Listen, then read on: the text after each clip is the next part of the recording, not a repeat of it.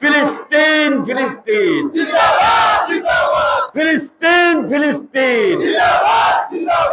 আজকে গাজায় যা হচ্ছে মানবতার চরম লঙ্ঘন। গাজার মুসলমান নারী শিশুদেরকে নির্বিচারে হত্যা করা হচ্ছে, অন্যায়ভাবে হত্যা করা হচ্ছে। অথচ এই পশ্চিমারা, এই ইন্দো মার্কিন অপশক্তি এই মুসলমান নিধনের ব্যাপারে তাদের ভূমিকা ন্যাক্কারজনক, দুঃখজনক। আমরা তীব্র নিন্দা জানাই, প্রতিবাদ জানাই এই মানবতা বিরোধী অপরাধের জন্য যারা দায়ী এবং এই মানবতা বিরোধী অপরাধের যারা উস্কানিদাতা সেই ইন্দো মার্কিন পশ্চিমাদের প্রতি আমরা তীব্র ধিক্কার জানাই। সংগ্রামী বন্ধুগণ, তার থেকেও বড় দুঃখজনক হলো যেই মুসলমানদের উপর আজকে নির্যাতন চালানো হচ্ছে, সেই মুসলিম বিশ্ব, আরব বিশ্ব আজকে পশ্চিম কূটনীতিক পশ্চিমাদের কাছে মাথা নত করে মুসলমানদের এই হত্যাযোগ্য, মুসলমানদের নির্যাতনের বিরুদ্ধে আজকে কথা বলার সাহস করছে না। বেঈমান, বিশ্বাসঘাতক এই তথাকথিত মুসলিম বিশ্বের প্রতি আমরা ধিক্কার জানাই। তারা যদি আজকে একত্রিত হতো, তারা যদি আজকে সবাই ঐক্যবদ্ধ থাকতো, তাহলে গাজায় মুসলিম নিধন এভাবে চলতে পারত না। জাতিসংঘ নামক একটা আন্তর্জাতিক সংস্থা রয়েছে, ওরা মুসলমানদের পুরস্কার তাদের পাশে থাকতে ওরা ওআইসি নামক একটা প্রতিষ্ঠান রয়েছে।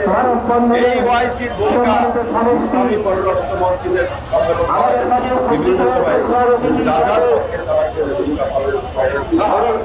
দুঃখজনক, ধিক্কার জানাই এবং ওআইসি এই জাতিসংঘ তথাকথিত মানবতা এই সমস্ত সংগঠনগুলোর প্রতি আমরা ধিক্কার জানাই। আজকে আমরা বাংলাদেশের মুসলমানদের পক্ষ থেকে তাদের প্রতি তারপরে অনুরোধ করতে চাই, আপনারা যদি মানবতার মিনিমাম মাও বিশ্বাস করেন, তাহলে গাজার মুসলমানদেরকে রক্ষা করুন, গাজার ফিলিস্তিনিদের পাশে দাঁড়ান। আমরা ফিলিস্তিনিদের প্রতি সহমর্মিতা জানাই।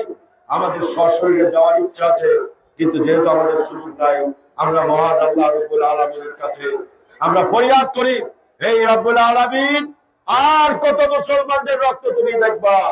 তোমরা মুসলমানদের আল্লাহ রাব্বুল আলামিন আপনি রক্ষা করুন।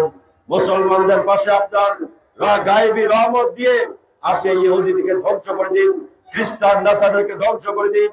বাংলাদেশের মুসলমানদের এই ফরিয়াদ রাব্বুল আলামিনের শুনেন।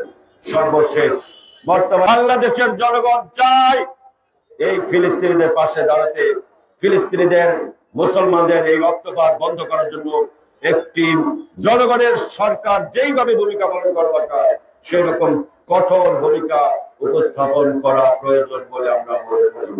কারণ এই সরকারের প্রতি আমাদের আস্থা রয়েছে যে তারা জনগণের মনোভাব বোঝার চেষ্টা করে। জনগণের মনোভাব হচ্ছে এই ফিলিস্তিনিদের পাশে সরকারের পক্ষ থেকে দাঁড়ানো এবং আপনার এই যে ইসরায়েলি পণ্য, এই ইসরায়েলি পণ্যের জন্য, পণ্য বর্জনের জন্য মানুষ প্রস্তুত। রাষ্ট্রীয়ভাবে এই ইসরায়েলি পণ্য বর্জনের ব্যবস্থা এই সরকার করুক, আমরা সেটা দাবি করছি।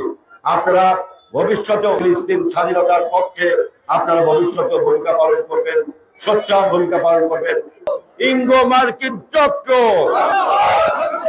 ইহুদিবাদ চক্র, দুনিয়ার মুসলিম